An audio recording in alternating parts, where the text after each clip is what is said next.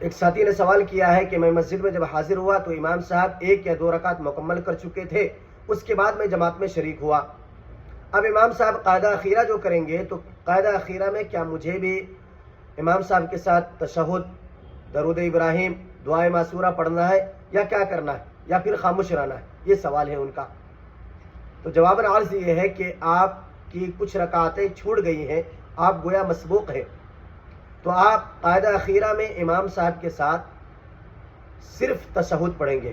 اور اس طرح ٹھہر ٹھہر پڑھیں گے، ٹھہر کر کے پڑھیں گے کہ امام صاحب ان وقتوں میں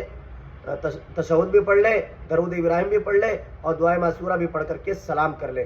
یعنی خلاصہ کلام یہ ہے کہ قاعدہ اخیرہ میں امام صاحب کے ساتھ آپ کو صرف